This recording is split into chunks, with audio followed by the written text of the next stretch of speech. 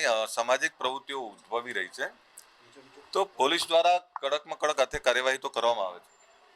ગુજરાતના નાયબ મુખ્યમંત્રી જ્યારે કહેતા હોય કે કોઈ પણ ચમરબંધીને છોડવામાં નહીં આવે, એનો દાખલો આપણે અહીંયા પણ જોયો છે ને ગુજરાતમાં પણ જોયો છે. પરંતુ આ બધાની વચ્ચે કોઈ ગુનેગારોના હામી બનતું હોય તો એની સામે પણ સરકાર, પોલીસ તંત્ર કડક હાથે કાર્યવાહી કરવા માંગે છે. એક એવા સામાજિક તત્વો જેણે સામાન્ય લોકોને ખૂબ રંજાડ્યા, એ આ પક્ષે હતા, પેલા પક્ષે હતા, એના કરતા ગુનેગારની કોઈ જાતિ નથી હોતી અને એવા ગુનેગારોને કડકમાં કડક હાથે કાર્યવાહી કરવાનું રાજ્ય સરકાર અને પોલીસ તંત્ર દ્વારા કરવામાં આવ્યું.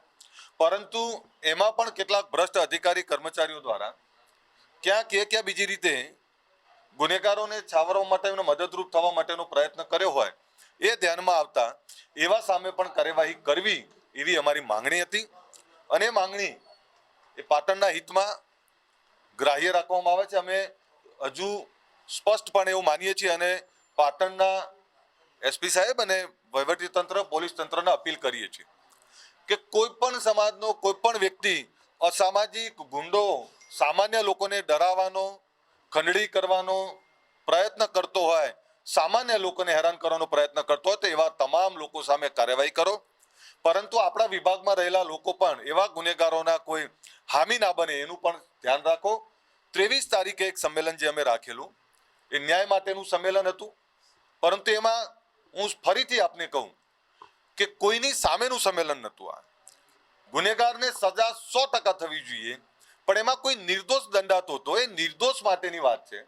અને એવા નિર્દોષો માટે રાજ્ય સરકારે સંવેદના બતાવી છે. રાજ્ય સરકારમાં, પોલીસ તંત્રમાં ગુનેગારો માટે કોઈ જ સંવેદના નથી, પરંતુ સાચા અને સજ્જન લોકો માટે સંવેદના છે. અને એમના માટે એક સંમેલન બોલાવ્યું, પર રાજ્ય સરકારે, માન્ય પોલીસ વડાએ જેના હામી બનીને ફરતા હતા એવા લોકો સામે કાર્યવાહી કરી છે. આભાર માનીએ છીએ. 23 તારીખનું સંમેલન આ તબક્કે અમે મોકૂફ રાખીએ છીએ. અમારા આગેવાનો આપને ડિટેલથી વાત કરશે, પરંતુ પોલીસ તંત્રનો આભાર માનું છું અને સાથે અપીલ પણ કરું છું કે કોઈ પણ સમાજના અસામાજિક તત્વને છોડવામાં ના આવે, તમામ લોકોને જાહેર કરવામાં આવે ને એની સામે કાર્યવાહી કરવામાં આવે. અસામાજિક તત્વોને કોણ સાવરતું હશે? એ જે કોઈ છે, એ કોઈ પણ હોય, એ ચાહે રાજકીય નેતા હોય, કોઈ અધિકારી કર્મચારી હોય, તે બધાની સામે કાર્યવાહી થવી જોઈએ. અને એના પરિપાક રૂપે પોલીસ વડાએ એક સખત કાર્યવાહી કરી છે. ગુનેગારોમાં પણ ભયનો માહોલ છે અને ગુનેગારોના હામી બનતા હોય એવા કોઈ પણ એમની વચ્ચે પણ ભયનો માહોલ છે. પરંતુ હું તમામ અધિકારીનો આભાર માનું છું કે જેમણે આજે કડકમાં કડક હાથે કાર્યવાહી કરી છે. એ હમણાં ડિટેલમાં એમને તમે પૂછી લેજો. અમારા આગેવાન જેમણે સંમેલનની જાહેરાત કરી હતી એવા વિનયસિંહ, અમારા ભાઈ નવગણજી, મંગાજી, અમારા અભુસિંહ, અમારા જીબાજી, તમામ આગેવાનો અહીંયા હાજર છે. વિક્રમસિંહ, બધા જ આગેવાનો હાજર છે. એ તમને ડિટેલમાં વાત કરશે. મારું કામ હતું